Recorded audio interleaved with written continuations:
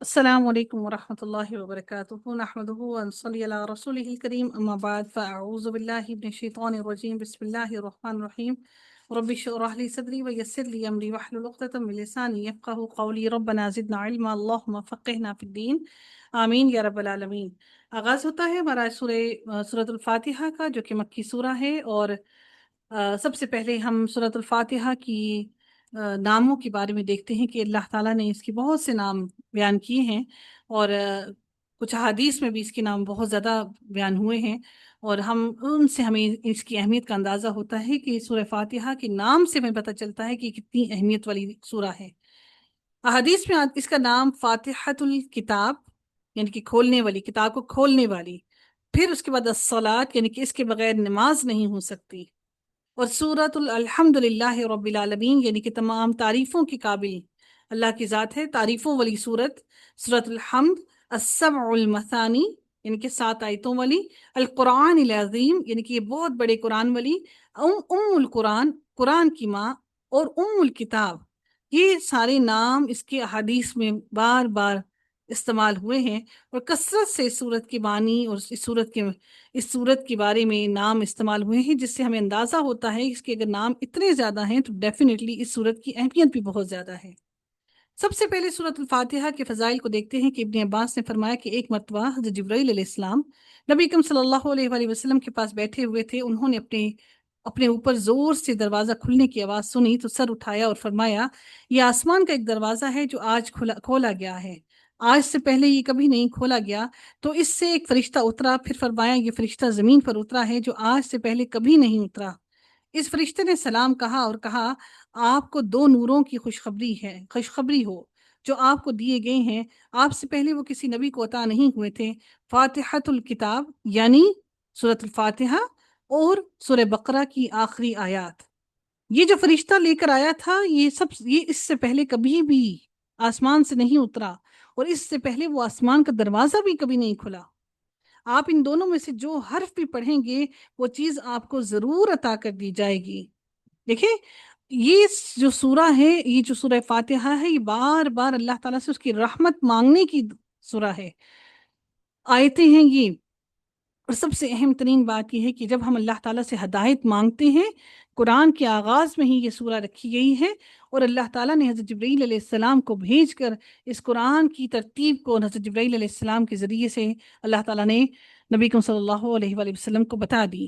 اس لیے قرآن کے اندر جو نزول کے اعتبار سے سورہز کا نمبر ڈیفرنٹ ہے، لیکن یہ جو ترتیب ہے قرآن کی، یہ بھی حضرت محمد صلی اللہ علیہ وآلہ وسلم نہیں بتائی ہے، اور وہ حضرت جبرائیل علیہ السلام کو اللہ تعالیٰ نے بعد میں جب قرآن مکمل ہوا تو اس کے بعد اللہ تعالیٰ نے ان کو اس کی ترتیب کے حساب سے، اللہ تعالیٰ نے حضرت محمد صلی اللہ علیہ وسلم کو اس کی ترتیب کے حساب سے سورہز کا بتایا، اور اس حساب سے سورہز کو لکھوایا گیا۔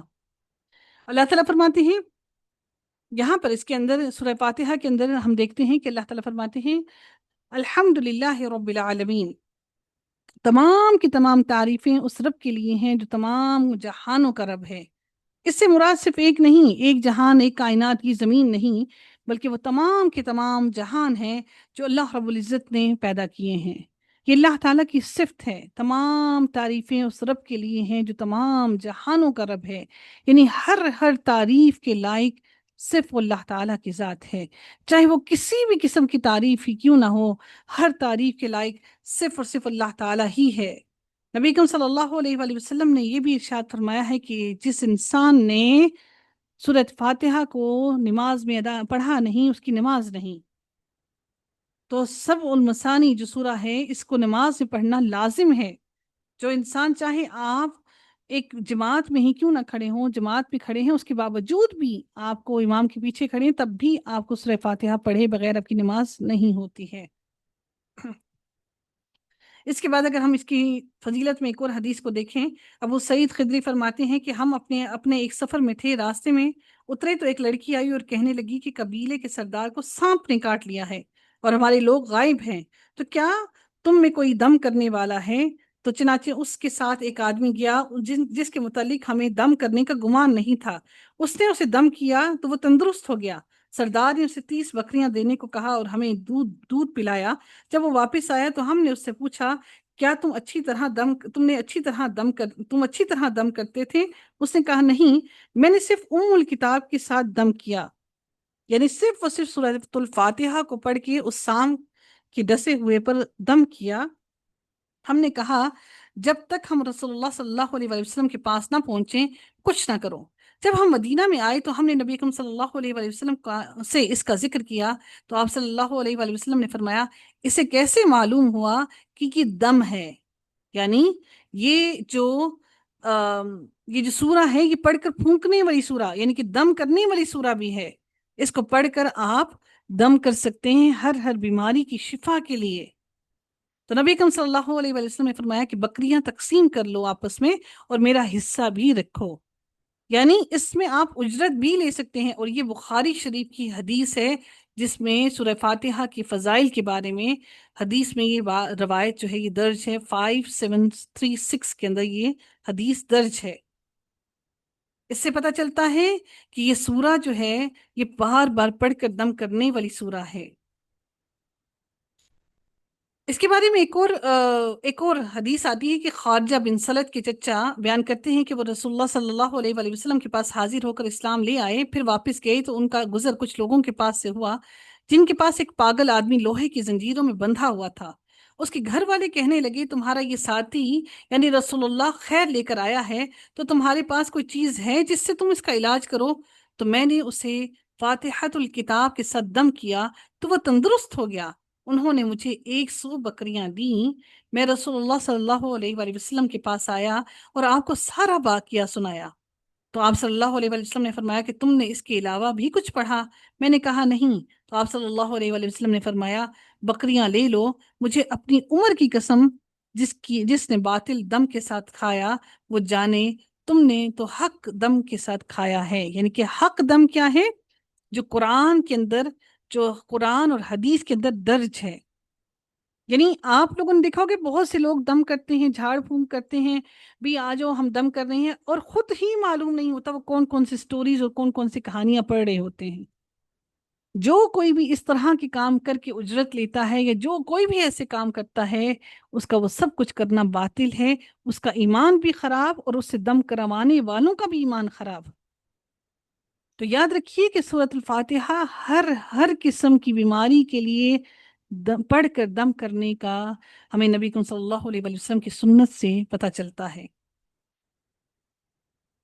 اور سورۃ الفاتحہ جو ہے یہ بار بار دہرائی جانے والی بھی سورہ ہے، اس کو بار بار کثرت سے پڑھا جاتا ہے، اس کو بار بار پڑھی جانے والی یہ سورہ ہے۔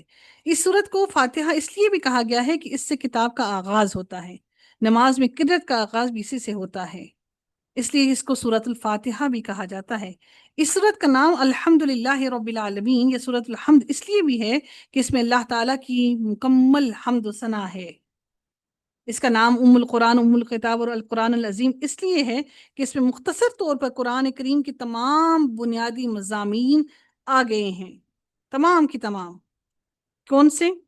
اللہ تعالیٰ کی عبادت کرنے کا، پھر یوم الدین کا، قیامت کے دن کا ذکر ہے، ایاک نستعین اللہ تعالیٰ سے مدد مانگنے کا، اس پر توکل کرنے کا ذکر ہے، پھر الصراط المستقیم سیدھے راستے کی ہدایت مانگنے کا ذکر ہے، اور پھر اللہ تعالیٰ سے ان لوگوں کی طرح کی ہدایت مانگنے کا ذکر ہے انعمت علیہم، جن لوگوں پر اللہ نے انعام کیا، اور اللہ نے انعام کن پر کیا؟ صالحین پر اور شہداء پر، انبیاء پر۔ انعمت علیہم کہ اللہ تو ہمیں ان لوگوں کے ساتھ شامل کرنا جن پر تو نے انعام کیا، ان لوگوں کے ساتھ شامل ہرگز نہ کرنا جن پر تو غضبناک ہوا۔ کن پر اللہ تعالیٰ غضبناک ہوا؟ اللہ رب العزت غضبناک ہوا کن پر؟ مغضوب علیہم، یہ وہ لوگ ہیں، مغضوب میں وہ لوگ ہیں شامل ہیں جو اپنے راستے سے بھٹک گئے، یعنی کہ جن پر اللہ تعالیٰ کا غضب ہوا، اور وہ غضب اللہ تعالیٰ کا کن پر ہوا؟ یہودیوں پر ہوا۔ کیوں یہودیوں پر اللہ تعالیٰ کا غضب ہوا؟ کیونکہ یہودی وہ ہیں جنہوں نے انبیاء کو ناحق قتل کیا، اور الضالین وہ ہیں جو نصارہ ہیں، جو عیسائی ہیں، جنہوں نے دین کے اندر اتنا غلو اختیار کر لیا کہ اس غلو کی وجہ سے وہ اپنے دین سے بھٹک گئے اور غلط رستے پر چل پڑے۔ ہم اس سورہ کو پڑھنے کے بعد اگر دل سے آپ ہزاروں آپ لوگ ایک دوسرے سے پوچھتے ہیں کہ ہمیں کوئی ورد بتا دیجئے، کوئی ورد بتا دیجئے، تو سورۃ الفاتحہ سے بڑھ کر کوئی کون سا ورد ہے جو آپ کو چاہیے، جس کے اندر تمام کی تمام جامع خصوصیات اور تمام کی تمام دعائیں اکٹھی ہو کر مل جاتی ہیں، جس میں اللہ تعالیٰ سے ہم ہدایت بھی مانگ لیتے ہیں، جس میں اللہ تعالیٰ کی سب سے پہلے حمد و ثنا مانگ کرتے ہیں، اللہ تعالیٰ سے سیدھے راستے کی دعا بھی کرتے ہیں، اس کے بعد اللہ تعالیٰ سے ان لوگوں کا راستہ بھی مانگتے ہیں جن پر اس نے انعام کیا، اور پھر اللہ تعالیٰ سے ان لوگوں سے بچنے کا بھی راستہ مانگتے ہیں جن پر وہ غضبناک ہوا اور جن کو اللہ نے بھٹکا دیا۔ اگر ہم اپنی نیت کو خالص کر کر صرف اور صرف یہ دعا ہی خالص نیت سے کریں تو ایسا ممکن ہی نہیں ہے کہ ہمارے قدم ہمارے لیے وہ راستے کھل جائیں جو فتنے کا راستہ ہو، ہمارے لیے وہ راستے کھل جائیں جن سے ہم وہ علم حاصل کریں جو فتنے کی طرف لے کر جانے والا ہو اور جو ہمیں صحیح راستے پر ڈالنے والا نہ ہو۔ ایک اور بات میں آپ لوگوں کو ضرور بتانا چاہوں گی یہاں پر کہ ابو ہریرہ رضی اللہ تعالیٰ عنہ بیان کرتے ہیں کہ نبی اکرم صلی اللہ علیہ وسلم نے فرمایا کہ جس نے کوئی نماز پڑھی جس میں ام القرآن نہ پڑھی تو وہ نماز ناقص ہے، اور نبی اکرم صلی اللہ علیہ وآلہ وسلم نے یہ 3 دفعہ یہ فرمایا۔ رسول اللہ صلی اللہ علیہ وآلہ وسلم نے یہ بھی فرمایا کہ اللہ تعالیٰ نے فرمایا کہ میں نے صلاۃ یعنی کہ نماز کو اپنے اور اپنے بندے کے درمیان 2 نصف حصوں میں تقسیم کر دیا ہے، اور میرے بندے کے لیے ہے جو اس نے سوال کیا۔ تو جب میرا بندہ کہتا ہے الحمدللہ رب العالمین تو اللہ تعالیٰ فرماتا ہے میرے بندے نے میری حمد کی، اور جب وہ کہتا ہے الرحمن الرحیم تو اللہ تعالیٰ فرماتا ہے میرے بندے نے میری ثنا کی، اور جب وہ یہ کہتا ہے مالک یوم الدین تو اللہ تعالیٰ فرماتا ہے کہ میرے بندے نے میری تمجید کی یعنی کہ میری بزرگی بیان کی، اور کبھی اللہ فرماتا ہے کہ میرے بندے نے اپنا آپ میرے سپرد کر دیا۔ پھر جب میرا بندہ یہ کہتا ہے ایاک نعبد و ایاک نستعین کہتا ہے تو میرا رب فرماتا ہے یہ میرے اور میرے بندے کے درمیان ہے، ایاک نعبد، اور جو اس نے سوال کیا و ایاک نستعین۔ پھر جب میرا بندہ یہ کہتا ہے اہدنا الصراط المستقیم صراط الذین انعمت علیہم غیر المغضوب علیہم ولا الضالین، تو اللہ تعالیٰ فرماتے ہیں کہ یہ میرے بندے کے لیے ہے اور میرے بندے کے لیے ہے جو اس نے سوال کیا۔ میں نے اپنے بندے کو وہ عطا کر دیا جو میرے بندے نے مجھ سے سوال کیا۔ کیا سوال کیا؟ کہ اللہ تو ہم پر غضبناک نہ ہونا، تو ہمیں انعام یافتہ لوگوں کے ساتھ شامل کرنا، تو ہمیں صدیقین کے ساتھ شامل کرنا، تو صالحین کے ساتھ شامل کرنا، حتیٰ کہ انبیاء نے بھی اپنا خاتمہ مانگا اللہ تعالیٰ سے، تو انہوں نے مانگا اللہ رب العزت سے کہ ہمیں صالحین کے ساتھ شامل کرنا۔ حضرت یوسف نے بھی اللہ تعالیٰ سے یہی دعا کی جب ان کو تمام نعمتیں اللہ تعالیٰ نے عطا کر دیں، تمام کی تمام نعمتیں عطا کر دیں، تو انہوں نے اپنے رب سے یہی دعا مانگی کہ اے میرے رب میرا خاتمہ صالحین کے ساتھ کرنا، میرا انجام صالحین کے ساتھ کرنا۔ انبیاء نے اپنے خاتمہ صالحین کے ساتھ مانگا، تو کیا ہمیں ضرورت نہیں کہ ہم اپنا خاتمہ صالحین کے ساتھ شہداء کے ساتھ مانگیں؟ ہم اپنا اللہ تعالیٰ سے یہ مانگے کہ اللہ تعالیٰ ہمیں ان کا قرب نصیب فرمائے، ان کا ساتھ نصیب فرمائے، ان کا پڑوس نصیب فرمائے۔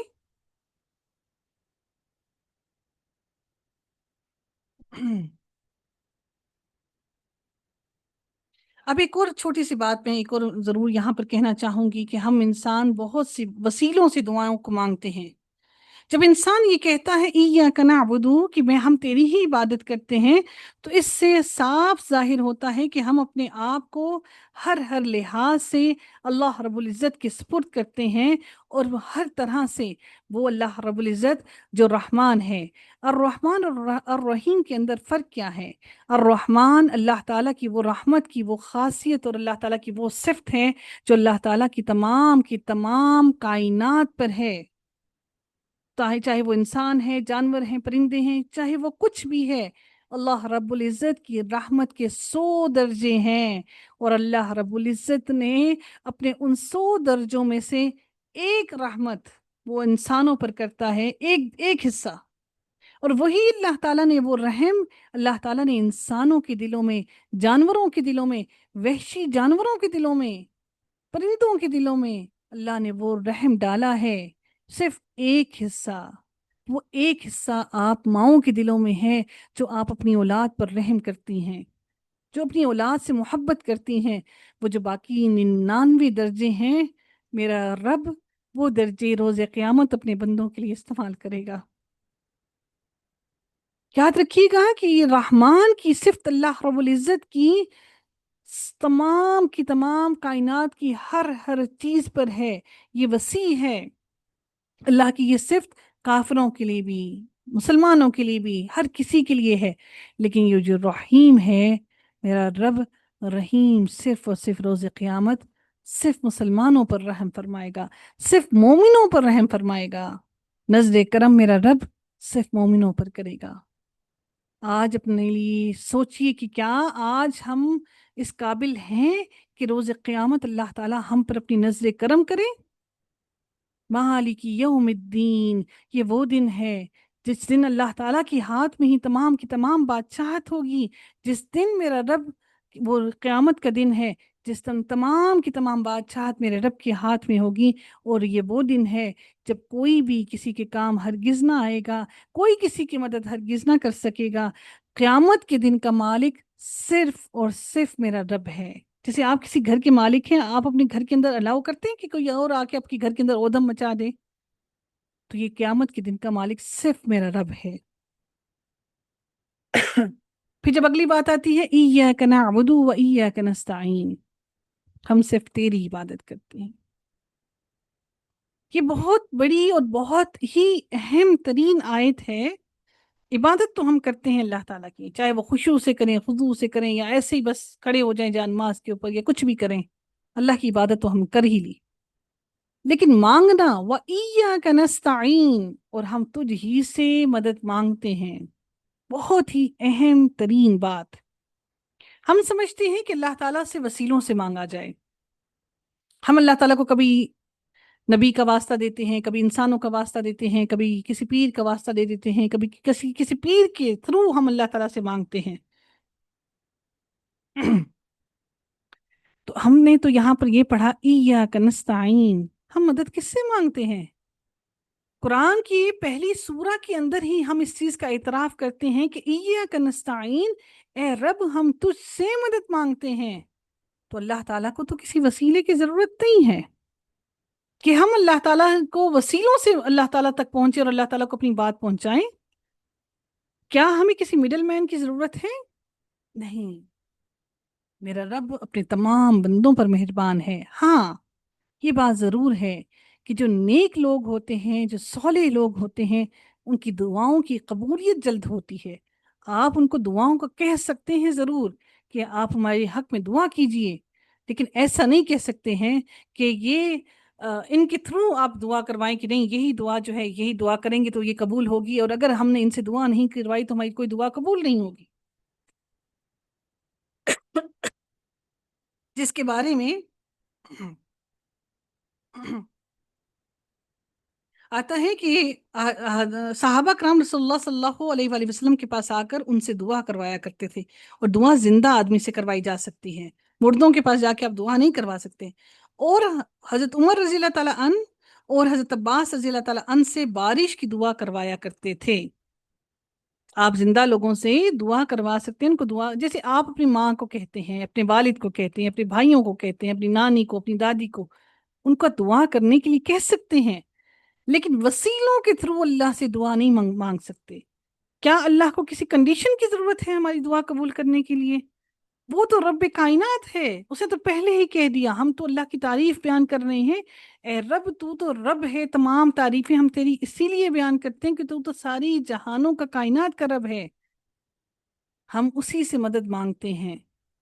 تو جن جن وسیلوں کو ہم وسیلہ بنا کر، مڈل ایک راستہ بنا کر اللہ سے مانگتے ہیں، اللہ تعالیٰ کو ان وسیلوں کی ضرورت نہیں ہے۔ اللہ تعالیٰ قادر ہے ہر چیز کو دینے پر۔ اہدنا الصراط المستقیم، یہ وہ سیدھا راستہ ہے، بالکل سیدھا راستہ۔ وہ راستہ کون سا ہے؟ جو جنت کی طرف جانے والا ہے، جو انسان کو سیدھا جنت کی طرف لے جانے والا ہے، یعنی جو انسان کو جنت تک پہنچا دے، اور اس راستے کے اندر کوئی اور ٹیڑھا پن نہ ہو۔ یعنی وہ راستہ جو ہدایت پر مبنی ہو، جو مہربانی کا راستہ ہو، جو سیدھے رستے پر لے کر جانے والا ہو۔ اللہ تعالیٰ نے نبی کریم صلی اللہ علیہ وآلہ وسلم سے خطاب کرتے ہوئے سورہ شورہ میں فرمایا کہ اور بے شک تو یقیناً سیدھے راستے کی طرف رہنمائی کرتا ہے کہ ہدایت اللہ تعالیٰ، اس کے رسول اور دوسرے لوگ سبھی کر سکتے ہیں۔ ہدایت کا دوسرا معنی راستے پر چلنے کی توفیق دینا ہے، یہ صرف اللہ تعالیٰ کے اختیار میں ہے۔ جس طرح اللہ تعالیٰ نے سورہ قصص میں فرمایا کہ بے شک تو ہدایت نہیں دیتا، نبی کریم صلی اللہ علیہ وسلم کو مخاطب کر کے کہا کہ بے شک تو ہدایت نہیں دیتا، جسے تو دوست رکھے، اور لیکن اللہ تعالیٰ ہدایت دیتا ہے جسے اللہ چاہتا ہے۔ نبی کے ہاتھ میں بھی ہدایت دینا نہیں تھا، نبی کے ہاتھ میں صرف پیغام پہنچا دینا تھا۔ ہدایت دینا صرف میرے رب کے ہاتھ میں ہے۔ تو پھر ہم اپنے رب سے وہ ہدایت کیوں نہ مانگیں اپنے لیے، اپنی اولاد کے لیے؟ ہم روزانہ نماز پڑھتے ہیں، 5 وقت پڑھتے ہیں، اور کچھ ہم نفلی نمازیں بھی پڑھتے ہیں، پھر بھی کیا ہمیں ہدایت نہیں ملتی؟ ہمیں سیدھا راستہ نہیں ملتا؟ اب اگلی آیت میں ہم اللہ رب العزت سے مانگ رہے ہیں،